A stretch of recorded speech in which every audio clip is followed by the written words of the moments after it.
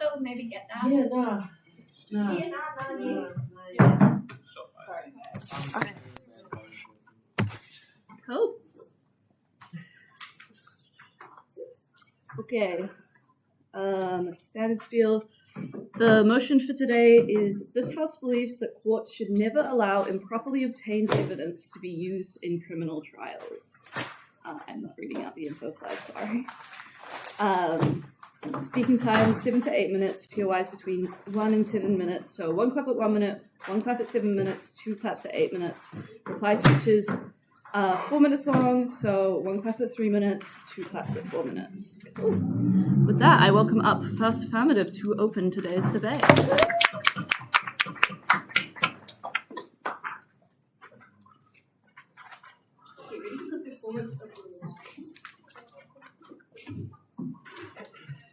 Hi, we did not.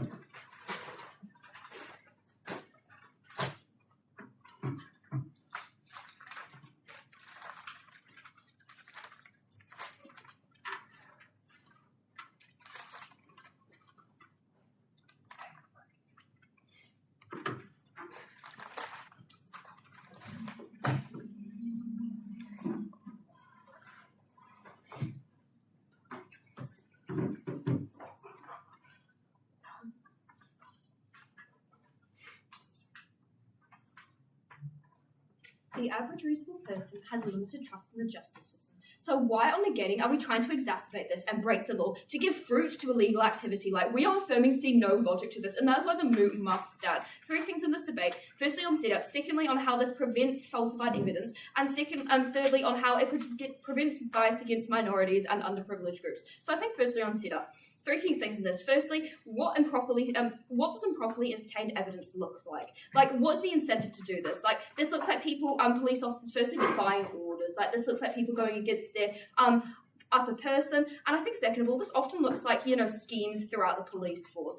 Now, the motive behind these schemes, I don't think are going to be good. I don't think they're going to be very integral. What I think these are going to look like, I think these are going to look like nasty things for their own self-benefit. Because if you really care about the justice system, these people will follow the law. I think it's also important to know here and now what this improperly obtaining evidence actually accomplished. We don't think it will actually, uncover massive bombshells in this new case. What we think this does is we get evidence like a little bit sooner. For example, if we were to get a search warrant, you just need it to be signed by a judge. If you were to wait for that for maybe like an hour or 2, this would be perfectly legal. But what the negating side of the House is completely standing for is just being able to go an hour or 2 early. So any benefit they have to prove must be enough to be time constrained by like an hour or 2. So this is a real big burden for them.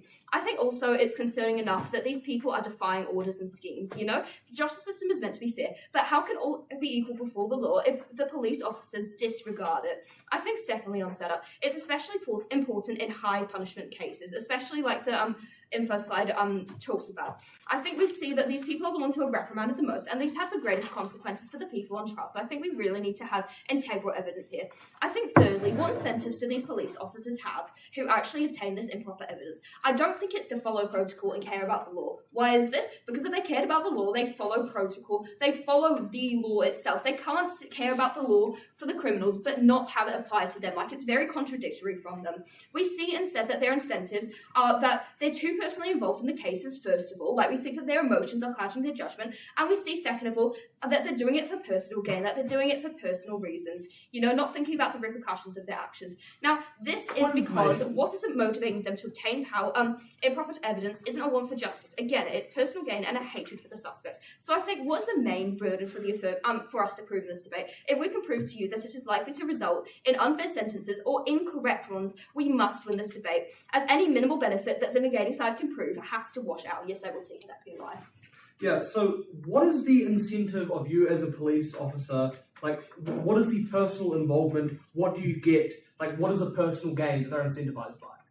I think the incentive of a police officer in the job is to make money. I think some of them do care about the justice system and definitely about putting criminals away. But I think the important part about putting criminals away is making sure that they're the right people. Like, they need to be tried by a fair court process and by a fair jury. And I don't think we achieve this on side negating. I think onto my point on how this prevents sham evidence, or at least the suspicion of sham evidence. So why is there incentive, again, to do this? We see personal gain again. You know, police officers are, first of all, incentivized by their reputation at work. Like, they want to seem good, to get promotions, to look good in front of their peers, and then second of all, pride. Like, they want to feel like they're making a difference at least, or at least that they're doing their job, doing something. We also see that a lot of police officers come into the law with, you know, pretty bad intentions and pretty bad, you know, ideas of what the whole law thing is about. We see them wanting to come in and do action to make big things, but this isn't actually what, you know, upholds the justice system the most. We just see this as a personal gain type thing. We also see, second of all, a little bit of a hatred for criminals, or a little bit of a hatred for underprivileged people.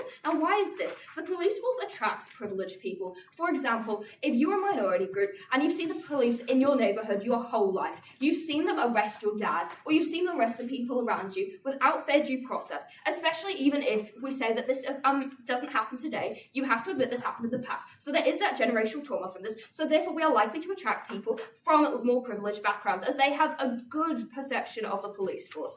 Now, I think that, what does falsifying evidence look like? I think this is important to know. I think this looks like planting things like gun casings or incriminating evidence around. I also think this looks like, you know, tampering or made up CCTV stuff. And we also see just, you know, a complete invasion of people's privacy if there is nothing to find. This has happened many a times in the real world. Now, I think why improper evidence allows for this. I think, first of all, there's no monitoring while obtaining. You know, obviously there's no body cams on, there's no logging while this is happening. This is off the books completely. So shady stuff can go on, or at least more than if this was on the books. Like, if we can prove that there's at least, you know, a possibility of this happening, we still have to win this debate, because this means at least 1 or 2 cases will happen, and this is a massive, massive harm for negating to prove why it does not matter. You know, these police officers have other motives. Remember, these people are privileged, so they're likely to have racism or, you know, biases. We also are likely to see that people have maybe personal vendettas, especially in conflicting cases.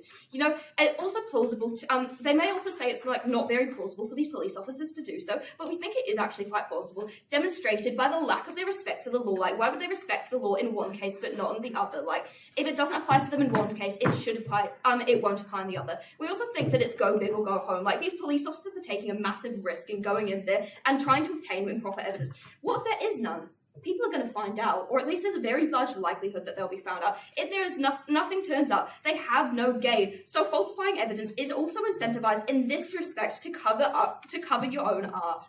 Therefore, it's likely to be exacerbated even in the best case. Like, even if we can just prove that we have 1 or 2 of these big incentives for them to falsify evidence, or at least it looks like they may have falsified evidence, we have to win on this. Next big push will be to discard the rights of criminals for the sake of the victim. And we think this is, you know, a good push from them. However, a few key things on this. Why is that more important? Being able to speed up the process, as obtaining evidence is legally can legally happen in like an hour or 2's time. Like, why is that going to be able to protect the core principles of justice more? Like, an hour or 2 isn't going to make much of a difference. We also see, second of all, that criminals are humans too. Like, we also see criminals commit crimes because of passion, because of necessity. It doesn't make them evil or undeserving of the fruits of the justice system. Now, the impacts of this, we see first of all that at least evidence is going to be questioned. I mean, some of the evidence and the convictions that we get are questionable. Like, even if not false, suspicions can be raised. And now, what this does is this prohibits the prosecution from actually going the full mile and proving guilt. It often also damages cases, and it gives more of a chance for a messy appeal. I think, second of all, we also see influence results. Like, we see a worse sentence for people, or at least incorrect, you know?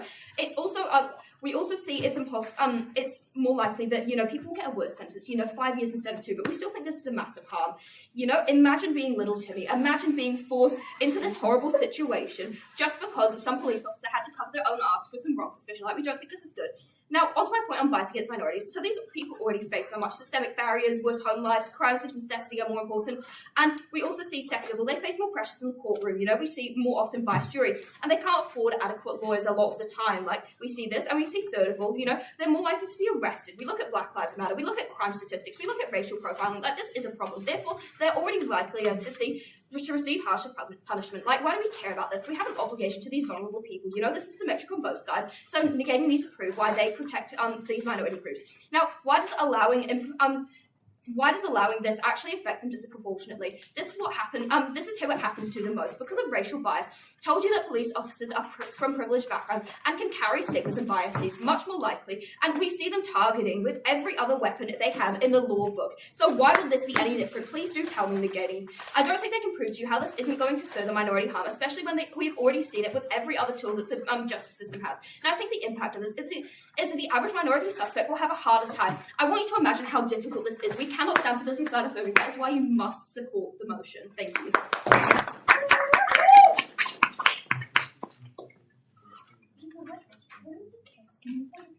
I thank the speaker for their speech, and I welcome up first negating to open their team's case.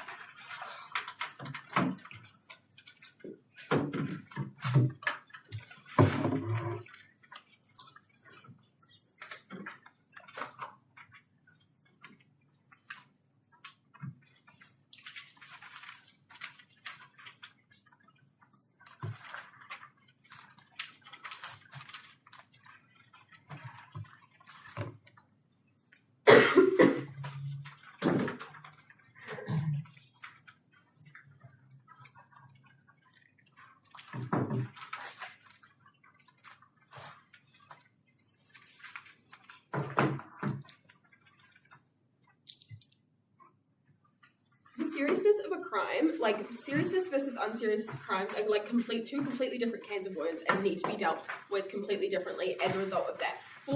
5 key things to do in this speech. Firstly, on some setup, then some rebuttal, then a point on like the seriousness of the crime, then a point on victims, and finally a point on the perception of the justice system. So firstly, on some setup.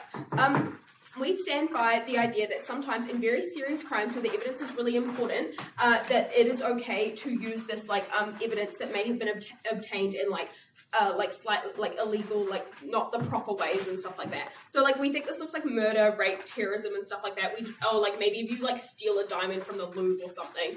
We don't think it's very minor crimes like drunken disorderly or vandalism. We completely disagree with F's setup, and we think that this improper evidence is obtained due to time constraints or genuine mistakes. And I'm going to talk about this later and stuff like that. We don't think it's obtained through malicious intent. No, thank you. We don't think it looks like defying orders, or at the very least they've defied orders for a very good reason to actually get justice. We want to kind of reject some of their characterization of police officers and stuff like that. We actually just completely reject this characterization of the police. No, thank you. We think people go into police for good intentions to make the world a better place and actually do good in the world. We don't think they have a huge incentive to not place false evidence and stuff like that because it's completely illegal, and if they get found out they'll be completely fired and it'll screw their whole career over. We also just don't think that these police officers are rich white men and stuff like that, because we do have lots of Pacifica and Māori police officers as well. We also have police officers don't make that much money and stuff like that, so we don't think we can they can make the claim that they're rich people. No, thank you. We also don't think that police officers get super good things out of prosecuting lots of people. Usually they get raises and stuff like that and move up the ranks from doing good paperwork and stuff like that. I don't think it's the seriousness of the crime that that they prosecute that does that. No, thank you. So sweet. So moving on to my first point, which is the seriousness of the crime. So for context, as stated in the intro slide and setup, importantly, we're going to be discussing really serious crimes where this information is vital. So firstly, when dealing with serious crimes, we naturally go about dealing with them differently because they're just a completely different can of worms. The stakes are so much higher. So we're dealing with vandalism crimes. If a person doesn't get found guilty, maybe they reoffend and the council has to spend money on fixing up the cars that they vandalized or something like that. But when dealing with like a mass murderer, the weight of the crime is so much more significant as people's lives are on the line. Like if this person doesn't get sent to prison and they reoffend, people will like die, which is really serious. So the severity of the crime is so much more significant that we can't treat them the same as minor crimes, even though they fall under the same category of crimes. We're looking at the difference between like a psychopath and someone who maybe like had a rough upbringing and like got bored and decided to like steal a handbag and something like that because they didn't know the difference between right and wrong. Also, serious crimes are done by different people. They're often like psychopath, like mass murderers, often like heavily plan out what they do. Maybe they have an eidetic memory, like they're very methodical and stuff like that. This means that sometimes it's much harder to find evidence, no thank you, than like crimes committed by like very ordinary people that aren't exceptionally clever. And so like this evidence is like all the more important and stuff like that. We also think that it's super important to have really strong evidence in these serious cases because getting something wrong is detrimental to people's lives. Instead of just paying a fine, you could get a life sentence, which is really bad on like your mental health and your well-being because you're going to prison for like life and stuff like that.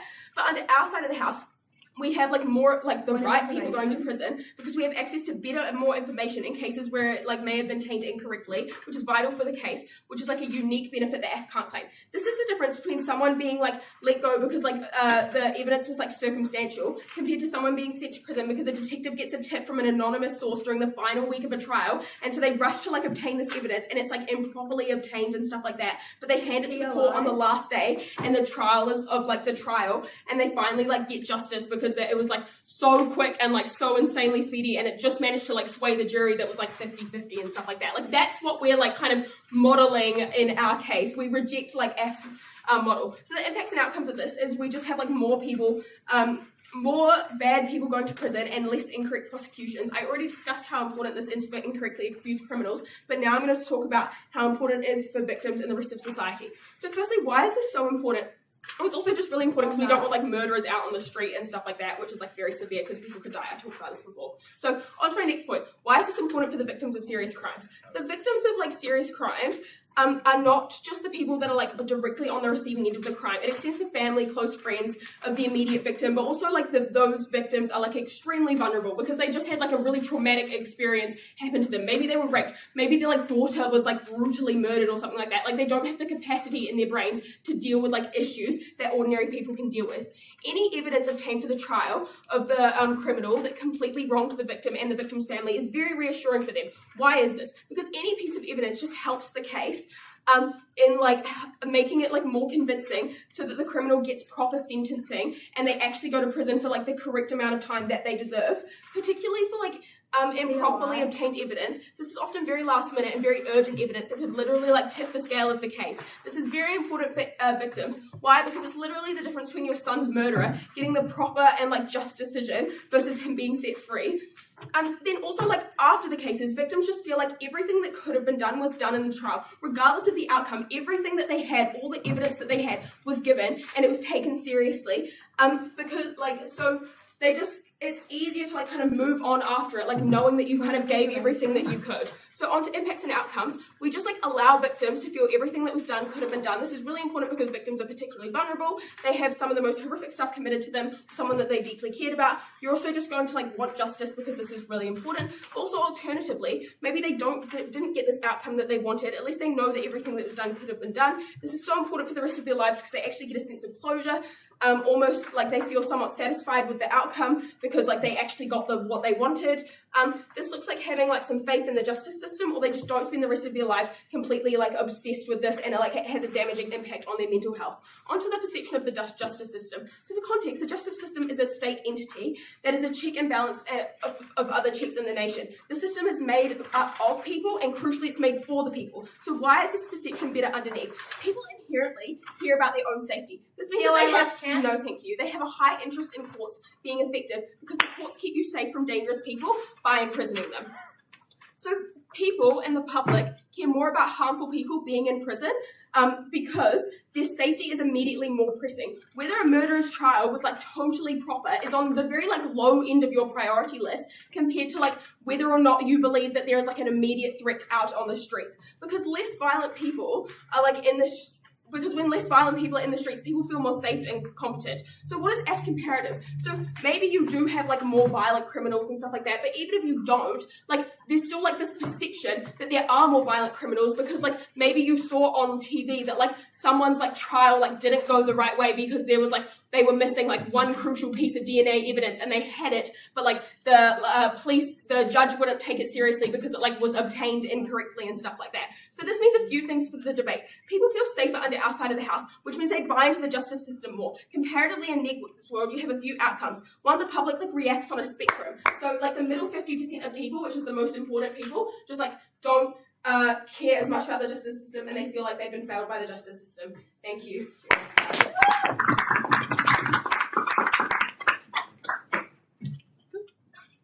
I thank the speaker for their speech, and I invite up Stephen and Farmer to continue listening's case.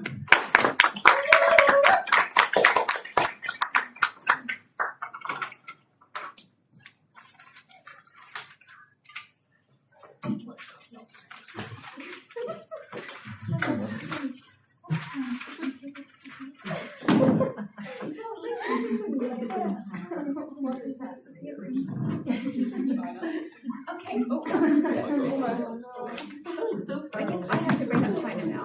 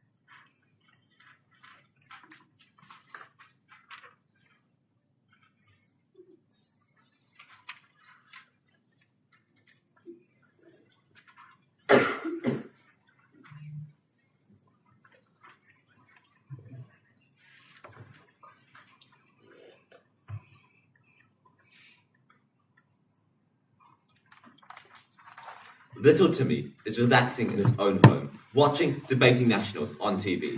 Then, all of a sudden, police break illegally into his house and drag him away to prison. And he is prosecuted by evidence they found in his house. 60 years later, it comes out that this evidence was planted, and little Timmy, now old and withered Timmy, is released.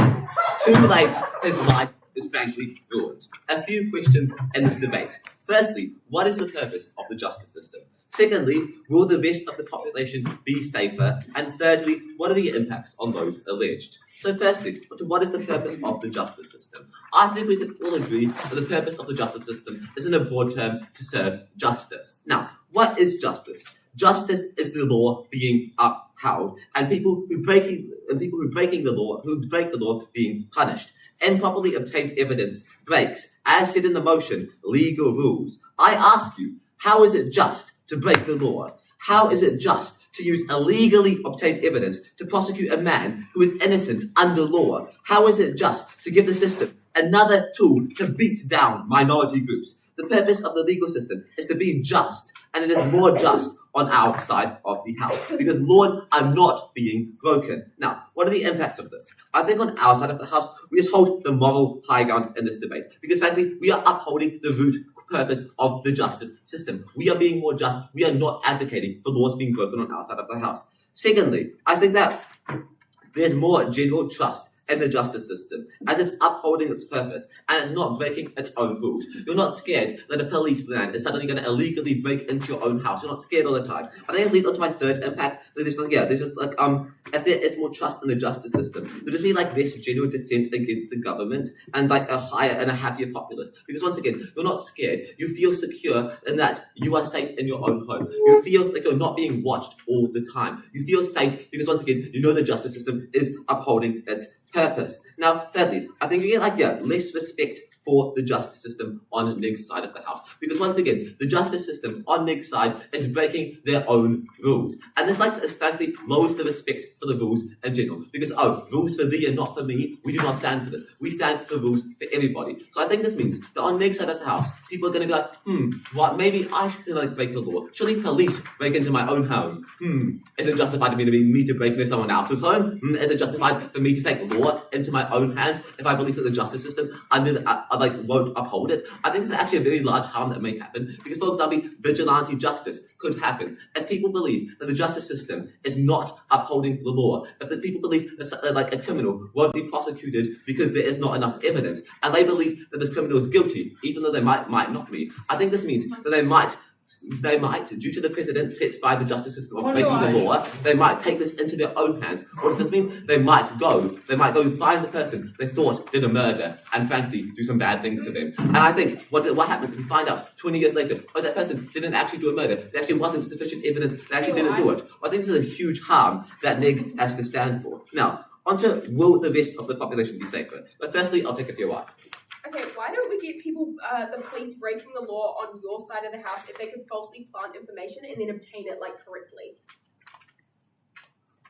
Because I think it's quite difficult to falsely plant information. So what would this include? To falsely plant information, you have to break into someone else's home, somehow go unnoticed, then leave their house and come back an hour later with a warrant and go and be like, now I found this evidence. I think this is quite difficult. However, on Nig's side of the house, as you're walking into this house, as you're breaking in illegally, you can take in something with you and just be like, oh, we found this in your house. This is very difficult to check, as most people don't have cameras in their house. However, on our side of the house, the police officer actually has to break into the house previously and go unnoticed, for example. So I think we have to look at how will the rest of the population be safer. I think this is one of the main pushes from Nig. There are victims will feel good because the criminals impacted, the criminals punished, and criminals will be punished. The rest of the population will be safer. So I think this is largely contingent on these people actually being criminals and them actually getting more criminals in prison on this side of the house. So why does this not really happen? Well, firstly, we tell you that the majority of this evidence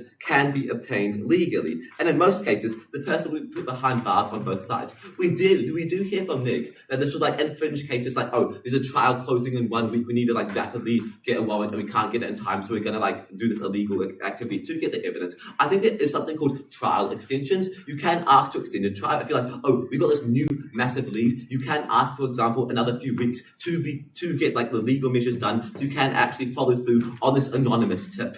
Now, secondly, I think that most crimes that are serious, such as murder, may often be crimes of passion. You're unlikely to recommit. For example, if you murder your girlfriend or something. Oh, that's quite bad. Okay, if you murder, there's lots of crimes of passion are unlikely to be committed. And I think thirdly, since at Nig's best, they're only stopping a few criminals from staying free, I think this is a very marginal change. And purely on scale, I think this change does not outweigh all the harm to minority groups brought to you at first, and that I'll expand on soon. Additionally, it does not outweigh, this is principally unjust and breaks the foundation of the justice system, which is to uphold justice. I don't think it outweighs how many people will have their lives ruined due to fake evidence, minority groups and otherwise. If Nig's case does outweigh all of this material, then why do we not place all people with an accusation against them behind bars? Well, this would certainly lower crime rates. Why not? Well, it is unjust, and these people do not deserve to be behind bars. So now, what are the impacts on the alleged? So we bring a lot of material to you at first about how this will there'll be more falsified evidence on their side of the house. I think their only pushback against this is by saying that police have good intentions, police are minorities, and that police do not have an incentive to fake evidence. So I'll give a few responses to this. Well, firstly, I think if you believe that police have good intentions, are minorities, and just aren't biased towards minority groups, I think then why in the status quo are minority groups the ones that are being the most prosecuted, that are the ones unfairly represented, and the people being prosecuted and the people in prisons? I think this isn't fair to say this, because if we can quite literally look at the status quo and see that minority groups are already being biased against in this currently. And secondly, I think that if I think there is actually a huge incentive for police to actually plant evidence if they falsely break into someone's home. Now, why is this? Well, I think if you break the law through, for example, breaking into someone's home, unjust surveillance, etc., and you get caught and you have nothing to show for it, I think you are likely to face quite harsh punishment. However, if you plant evidence, if you break into someone's home and then you find evidence and you get this massive case and oh wow, you suddenly put a murderer behind bars, I think this means you're unlikely to get much backlash for breaking the law in the first place. There is this big incentive on Nick's side of the house. And secondly, they tell us that the police are just individuals. However, I think that even if you do believe that all police are just, lots of police may believe that, for example, a murderer is a murderer, a person is a murderer. However, they don't have enough evidence to prove this. What will they do in this case? Well, I think they're quite likely to plant evidence on Nick's side of the house because they are this is much easier for them to do on Nick's side of the house. So I think that even if they do come in with good intentions, many of the times these good intentions lead to bad outcomes because the person that they believe to be a murderer might not actually be a murderer. I also think there is this additional incentive of just fame, who doesn't like to be famous, and perhaps a monetary incentive as you are more likely to get promotions. So if you believe in justice, you believe the side affirmative. And that is why I'm so proud with them. Thank you.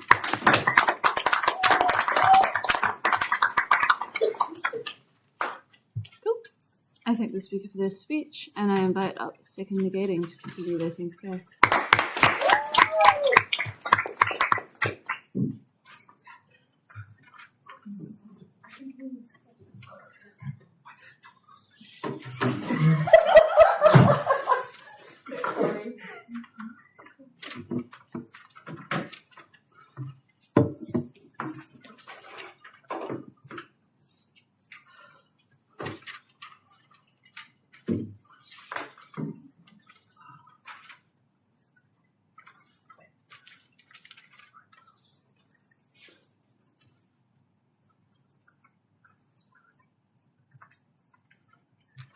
F wants you to believe in a world where police are just breaking into everyone's homes and planting murder weapons so then they can arrest the amount of, a number of people that they want.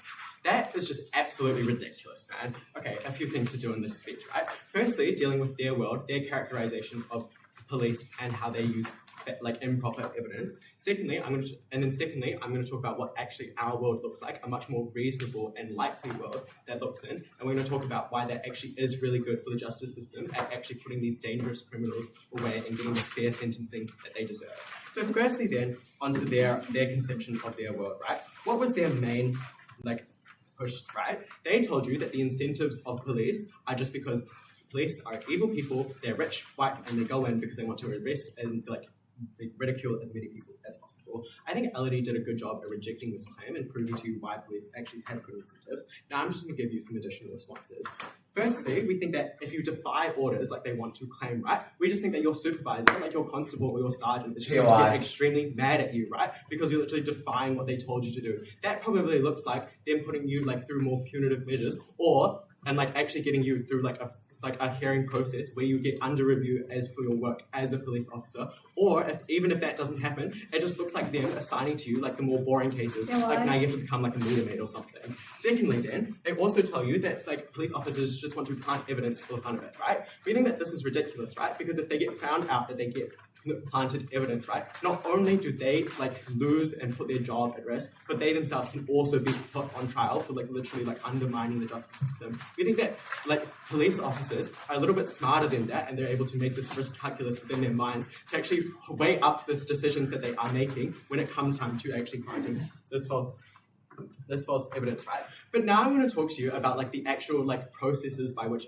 police actually investigate cases and try to gather the important evidence, right? What normally happens, right, is crime is reported to police and they do their initial investigations, looking at CCTV footage, getting sketch artists to come in so victims can describe maybe what the person that robbed them looked like. That's when they make their initial arrest, right? Then after that, they go on to their big the discovery of finding all of the evidence that they required to trial. By that logic, right, they can't just police officers can't just simply walk into homes and just plant evidence for little Timmy that he's a massive murderer, right? We think that is extremely ridiculous. But But also then I think that this deals with like this scale, like just the sheer scale and severity that they want to claim, right? Because they're characterizing, like their outcomes are literally saying to you that like hundreds of people on the daily are getting arrested. We think that this is just not true because police officers aren't rewarded on the amount of people that they arrest. They don't have quotas that they have to meet. We think that this is just completely unrealistic, right?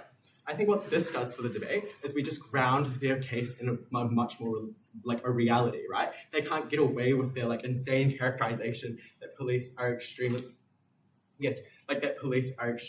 going to like just start planting evidence and falsifying evidence, right? I think that is really important because then they cannot like claim all of their downstream harms, such as like a bunch of people having false claims, but also to deal with their bias against minorities, right? We don't think that just because like even if you take them at their best and like the police force is just full of a bunch of like white officers who like hate minorities, we think that even if they do arrest people, we think that obviously the justice system is probably going to see something a little bit suspicious with this, right? There's probably going to be a bunch of court of appeals and reviews about the way in which they're acting. We think that this could lead to massive investigations into the police force. We think that that is just like completely unreasonable. Before I move on to talk about what we actually think is a more realistic conception of this debate and why we actually win, I'll take the POI. What is the reason that obtaining improper evidence is illegal? Oh, because like you don't get a warrant, but I'm going to justify that to you why that's actually really good. Okay, so then let's talk about the nature of improper evidence, right? Already told you that a more realistic way of getting improper evidence, right, is the fact that it is extremely last minute stuff that could be absolutely crucial to your case, right? Maybe at the in the court hearing, you like get a tip that they saw a suspicious person burying something in like their grandma's backyard the other night, right? We think that officers often, when it's only 1 week, they don't have the opportunity to actually get a warrant, right? Because they told you that like you could get warrants in 1 to 2 hours, right? If that was the case, then why not just wait the 1 to 2 hours? That's probably not going to like speed up and like fulfill your quota. We think that warrants take days, if not weeks, to actually get because it's a really slow bureaucratic process because you have to go through the court system where everything's still handwritten. Therefore, I think it's extremely slow, right? I think officers, when they know that the literal murder weapon could be there, right? They literally go in a massive rush. They have to like skip over these small processes. And we think that that is the more reasonable way people actually do obtain improper evidence and why that they want to obtain it, right? Because they want to actually see this justice through because it is such a high profile, important case, right? Because we don't think it's just about like small minor theft and things. We think these are extremely serious crimes where lots and lots are extremely on the line, right? So then we think that this is extremely important because it literally could be the difference between how justice is viewed. If then, let's talk to respond to their POI about why if it's unjust, right? I think that people, like the average reasonable person, is probably going to weigh up maybe that the officer didn't get their warrant to search a property, but in exchange for that, they have locked away a person that has murdered 10 people, right? I think a lot of people are willing to exchange this little bit of injustice for a massive point of justice. I think that this is really important, but we think that this is extremely important for victims of extremely serious and violent crimes, right? I already gave you this extreme material, this really important material, why we think that this is extremely important for people to actually have faith within the justice system. What were their only responses? They told you that criminals can just the criminals have a crime compassion and it's only stopping a few criminals, right? I think a few responses, right? Firstly, I think that the victims are extremely vulnerable, right? If your daughter got murdered by someone, you're going to hold an extremely high grudge against this person. You're going to keep fighting until you get the just outcome you can. I think that you're literally so emotional, you've literally lost someone who's so important to you, your entire world, right?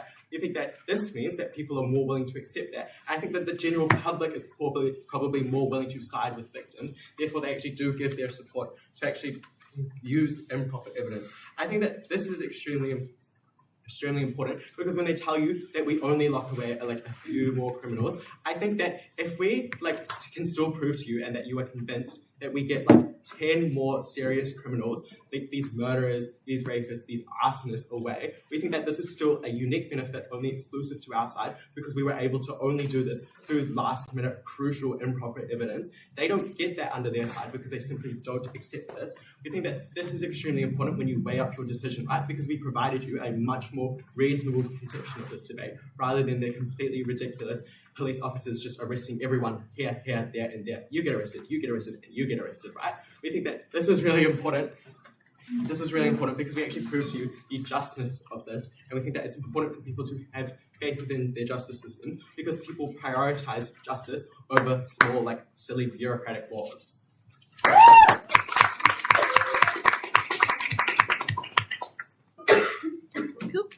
I thank the speaker for their speech, and I welcome up third ask to continue this case.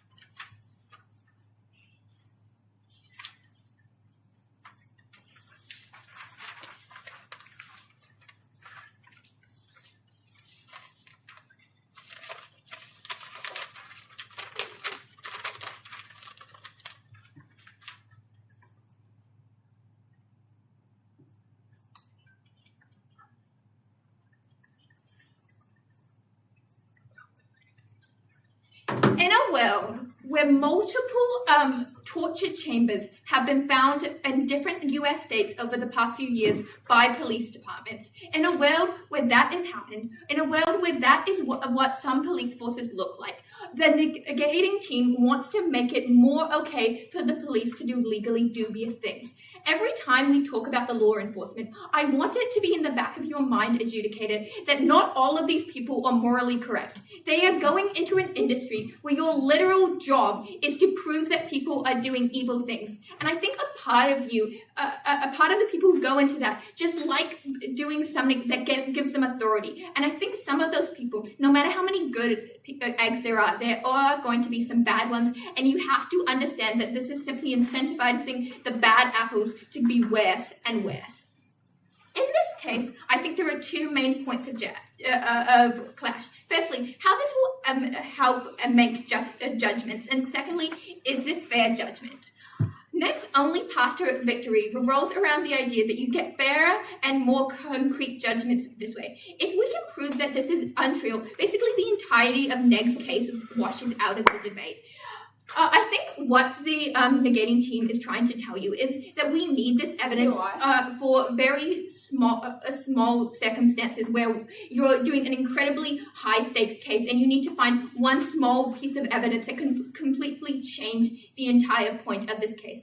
And I think there are a few reasons why they're untrue. Firstly, I think the idea that with such a large case that it's so imperative that we find it true, that you're going to need a last minute tipping point of evidence. I think that's clearly going to be showing you that there wasn't due diligence done by the police in the first place. If this person is doing something illegal, then surely there's going to be a paper trail. And especially in the digital age, it is incredibly easy to find CCTV of people doing crimes. I think this is just going to lead to police doing poorer detective work, doing poorer evidence management, if they think they can just rely on the fact that they don't have to do it.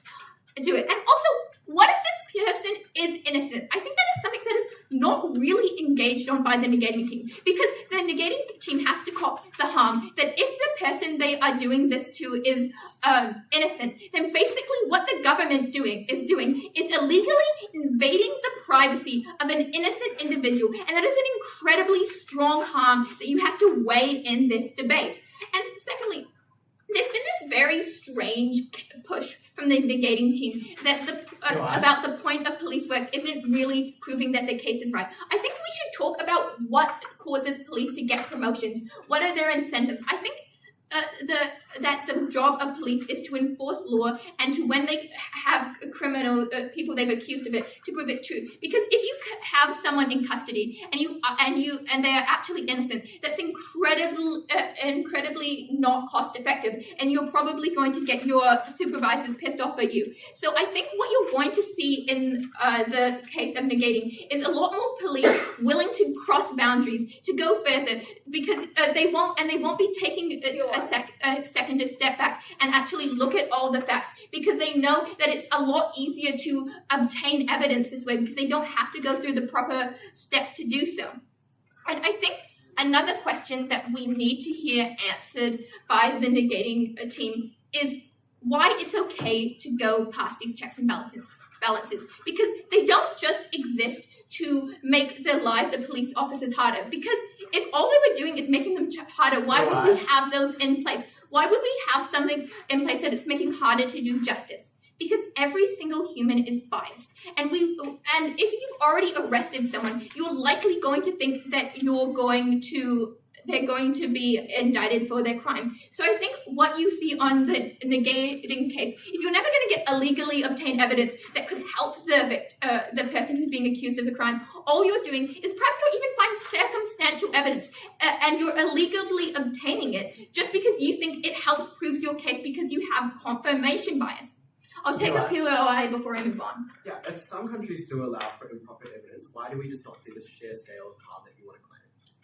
I think we do, because let's talk about these countries who do this and what that looks like, right? I think there has been this push by the negating team, that all of these crimes, because they're severe, that means it's good that we're doing it. I think it incredibly depends on the country what they see as a severe crime. For instance, a country like China might see severe crimes as protesting against the regime. And is the negating team going to cop the fact that protesting is something that that should lead to you having your information being illegally obtained? Are you going to say that that is an okay crime that this is happening to? Or some countries, it could be about not following religious or social norms because they are incredibly strict around those, and they view breaking those as incredibly severe harms. Those are the types of crimes you're also going to see done because of this idea, and that is another harm that the negating team has to cope.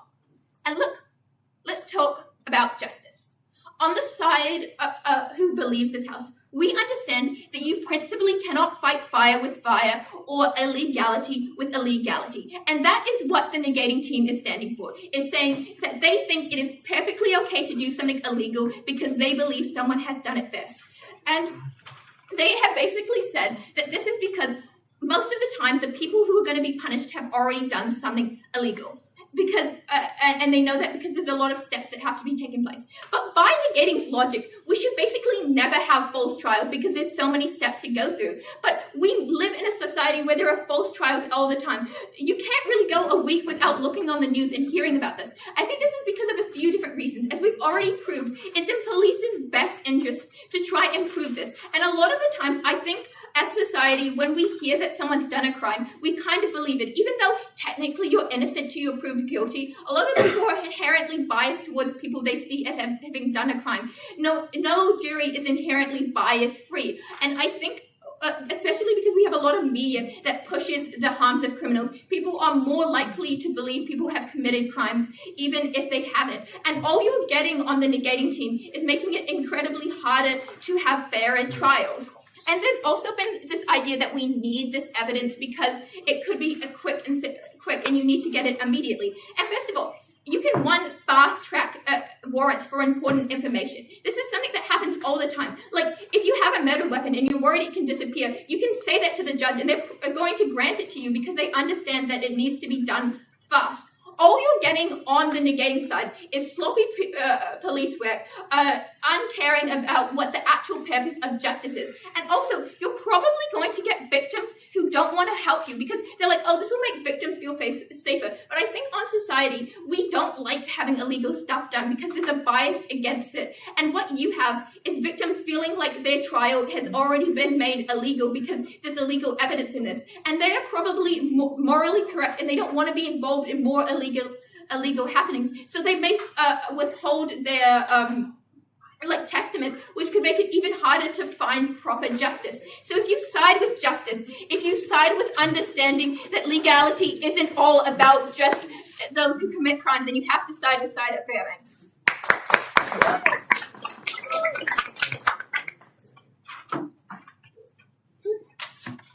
I thank the speaker for their speech, and I open up third negating to close up the substantive portion of today's debate.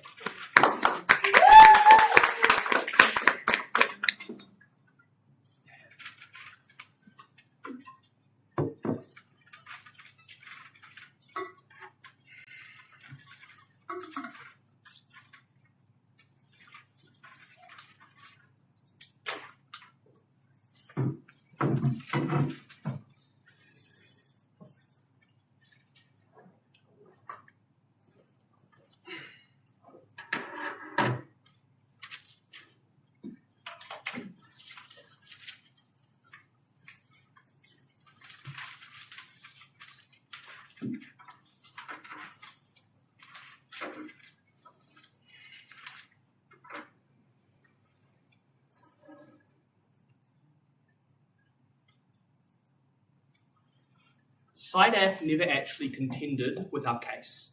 Our case is that in the most severe circumstances that exist under the scope of the law, we take measures to allow special pieces of information that are vital between deciding whether a terrorist is allowed to walk the streets or not. At that point, we think it is justified in allowing these things to happen. I don't think we've ever stood for the normalization of the sort of process, but we think that there are certain circumstances under which it ought to be justified.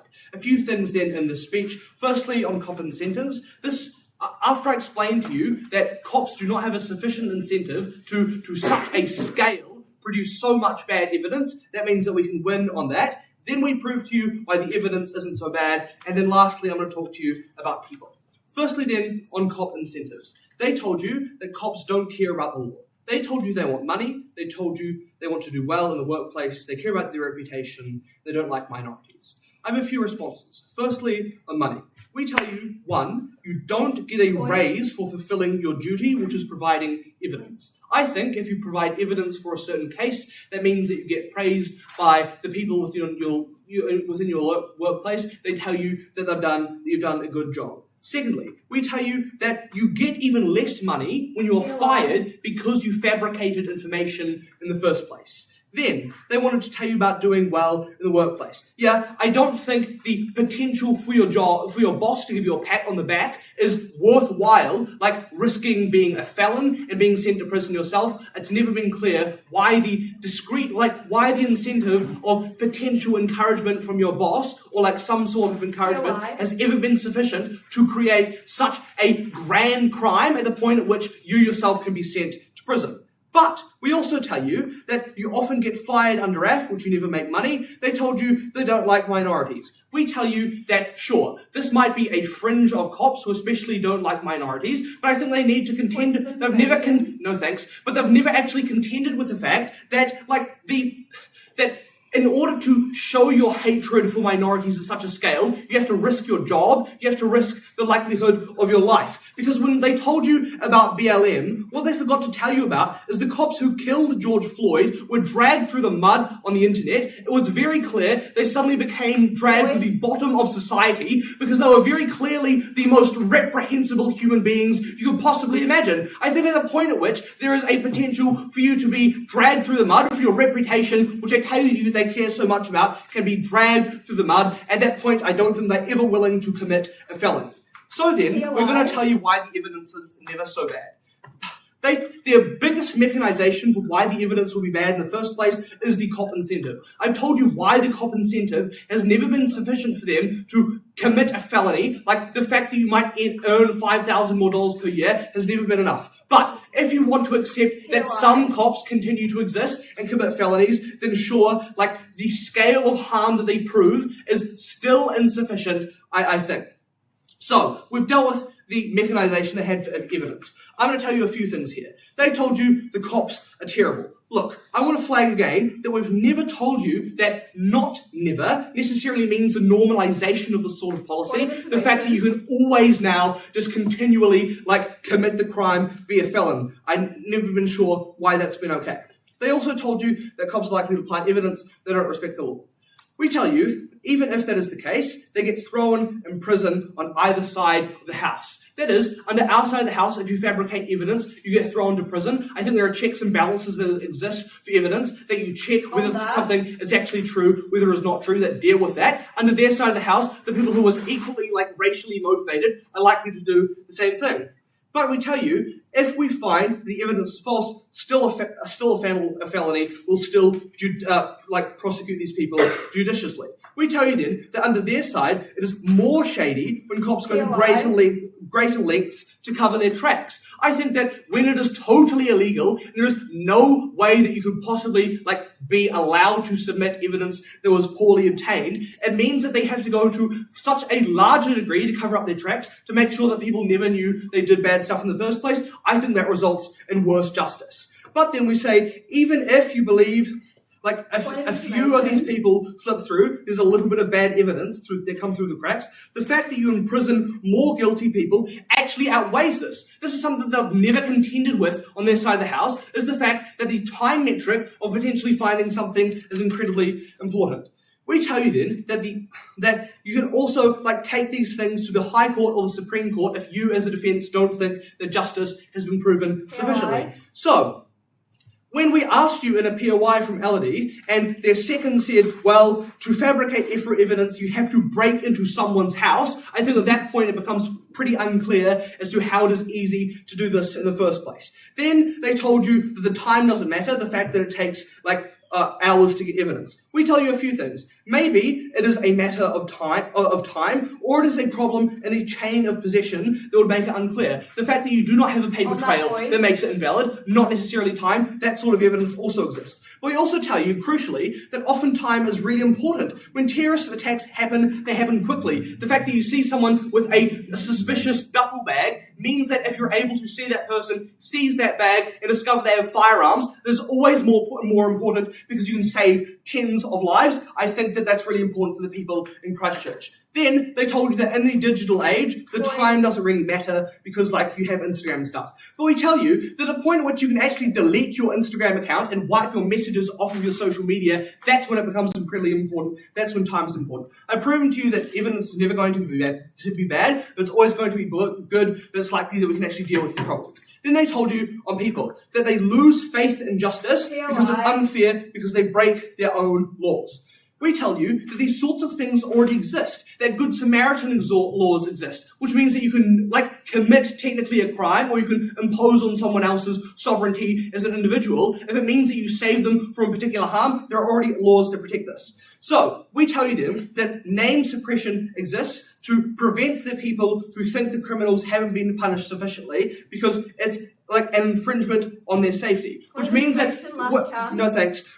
vigilante justice is probably far worse under their side of the house when the state isn't putting people in prison, isn't protecting them from imminent harm that they're certainly convinced of. We tell you it's far worse under their side. We tell you then that the perception is that people are more fearful when you think less people are actually going to prison. It means that you fear walking home at night. It means that you fear being within your house and going to bed. You are perpetually uncertain of your safety. I think that point where you can consider the scale of impact on everyone within a community is when that becomes incredibly important compared to the potential harm of maybe very uncertainly one innocent person being put into prison. But then at second they told you there is a principle that exists, that justice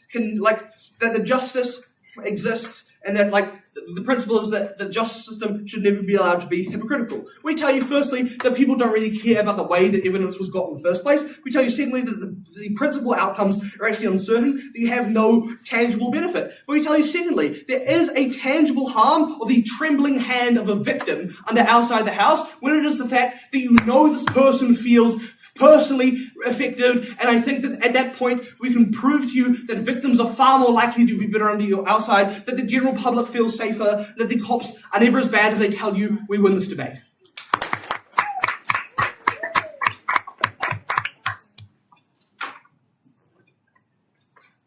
I thank the speaker for their speech. As is tradition, we reverse the speaking order, and I welcome up the Nick reply to close out the presentation.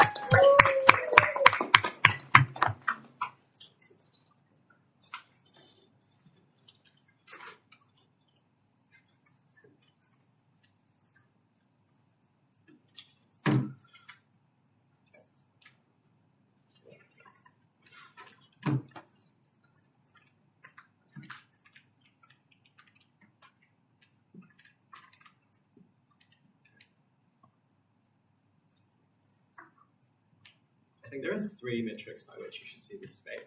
Firstly, on the incentives and the nature of this evidence and how it's gathered. Secondly, on the actual prosecution process and why it's actually so much better under our side of the house. And then lastly, this loose idea of weighing up the principles of the legality of each side. So then, on the incentives of incentives and the nature of getting this evidence right. They wanted to push you right from the beginning that cops are just horrible, evil white men who are just going to plant evidence and arrest anyone that they want.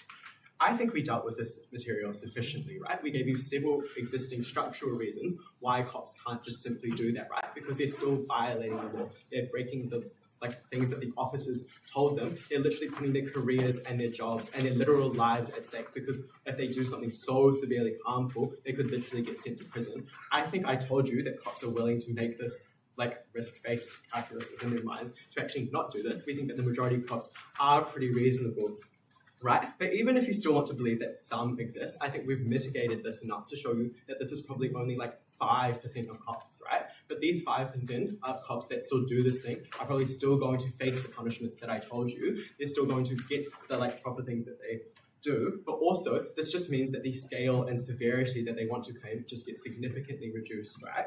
Secondly then, on what they tell you about evidence. They told you that the evidence is going to be completely fake. Note then that they never really challenged or interacted with our material about why we think this evidence, we think this evidence more realistically looks like. We told you that we think it's super crucial last-minute evidence that you're going to need that could tip the point within a case, right? The reason that they have to jump through the legal holes to actually obtain this evidence is simply just because they don't have enough time. They can't walk to the courts and get Gladys to slowly fill out their warrant, right? They need to actually get it now because it could take weeks for them to find the crucial evidence. We think that this is far more realistic and therefore far more convincing to you what this evidence actually looks like. I think the fact that we prove that cops aren't just inherently bad, the fact that the nature of this evidence is probably going to be very useful, means that you're more convinced for the rest of the material in this debate, and they can't claim any of the harms that they want to at the end of this. So then, let's talk about the prosecution process, right? Even if you want to just disregard everything, let's do a comparison of the two worlds, right? We told you that we think that this is extremely important for serious cases because that's where we get more justice, right? Because that's the point where we can actually properly lock away the murderers and the people who have committed such terrible things, right? I think that this is extremely important, right? Because the fact that these people could walk free simply because you didn't submit this evidence that you found, that is probably very very, very important, is probably going to be very harmful, good at getting justice. Getting justice, right? But also know that Tyler told you that it's ultimately up to the judges and the jury. It's not just what the evidence that's presented. We think that it's still crucial in informing and making these decisions, even if we prove to you that we only get a couple more people in prison and get the justice that they deserve. That's still 2 more people than they can ever get within their world, where you just never get the opportunity to present this last minute evidence. We think that this is so crucial in the weighing of this debate, but also in a larger scale, what we think is more realistic is that you could get hundreds of more people like this locked away, and we think that this is so important. So then, on the idea of weighing up the principles, they essentially came up with this really weak principle that you cannot get justice by breaking the law. I think, let's just be realistic here. What's the difference between a murderer and just not getting a warrant, right? I think that the difference is extremely big, right? I think we prove to you that we think that the public is just mostly fine with this, right? Because they value and see getting justice on people who are extremely dangerous significantly more important than probably having to fill out a form. I think also we prove that victims are just significantly more vindicated and they feel significantly happier. The fact that my son's murderer is actually in prison, I think that I'm significantly happier within the side because we actually got our justice.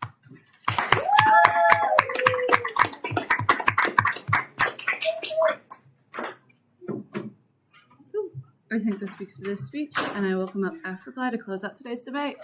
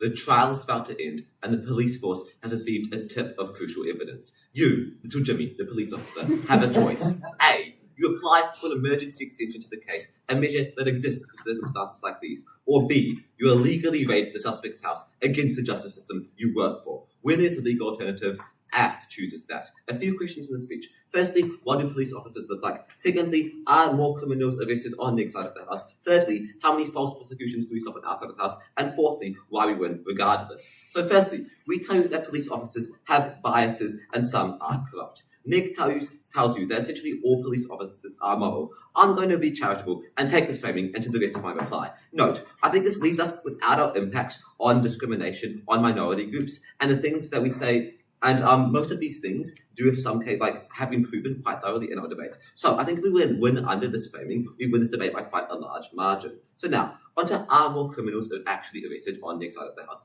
I think all of Nick's impacts are contingent on more criminals being prosecuted. And I think we tell you this is unlikely. Why? Well, I think firstly, they've framed this as this only being applicable for the most extreme cases. I think this has limited the scale greatly, because if it is only for the most extreme cases, these aren't happening hundreds of times a day. They're happening extremely rarely. And secondly, I think they can only possibly get more people arrested in cases where there is a huge time limit on evidence. So, when is this? Well, we're told by Nick that it is A, when a trial is about to end. Well, great, you can apply for an extension. B, the evidence is about to disappear. To this, let's have a sense check. When is evidence that you know about suddenly going to disappear? If you are aware of this evidence, you must have either seen it, in which case you have the grounds to go get it, or B, you get an anonymous tip. We ask you, when is an anonymous person going to know a gun is being hidden inside of a criminal's house? We think it's just extremely unlikely. So at third, they tell you that, for example, a suspicious person with a duffel bag might be walking along. However, in this case, the police would be able to, as the info slide says, be able to justify this conducting a search. And thus, this wouldn't be inappropriately obtained evidence. This would be perfectly legal, and this would be something that we do under our side of the house. We would still be searching this criminal, this terrorist, with a duffel bag under our side of the house. We'd still be saving these tens of people's lives. Okay, so now, at Nick's best case, I think you get a change when there is A, insufficient legal evidence, B, evidence that is about to disappear, and C, somehow information about this evidence. So I think that the scale of the harms is just so minor that it can't weigh up against, firstly, less false prosecutions, and secondly, the fact that we just uphold the justice system on our side. So now, how are we going to get less false prosecutions on our side of the house? I think this is a huge harm we present to you on our side. However, I'll engage with all of our responses, which operate under only Nick's framing of cops, as if we win under this framing, we win by a large margin. So what do we tell you? We tell you that if cops are these moral creatures, they will want to put criminals behind bars. In this case, if there is insufficient evidence, they will see it as their moral duty to get this person prosecuted, and thus they are more likely to plant evidence if they do see it as this moral duty, if they are moral individuals. On Nick's side, I think planting evidence / falsifying information is easy, as they can undertake unregulated actions, such as going into a person's house, such as conducting an illegal search when there isn't enough when you don't have like reasonable suspicion. I think these like unregulated activities just innately mean that it is easier to plant evidence, as you can sort of do it in the spur of the moment, rather than like on our side of the house, you might have to go to a house beforehand to plant evidence. On the next side of the house, as you're breaking into the house for the first time, you can slip some evidence in with your pocket on the way and just take it out and be like, oh, I found this gun in your house, guys. So finally, onto why do we win this debate regardless? Well, I think on both sides of the house, frankly, I think like many of the harms are quite marginal. However, on our side of the house, we just uphold the justice system.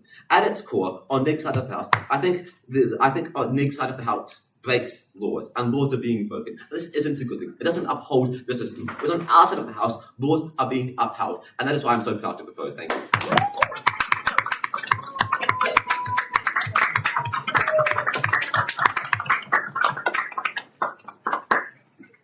I thank the speaker for this speech. I thank both teams for a great debate. I hope you enjoyed your last round, and I invite you to cross the floor and shake hands.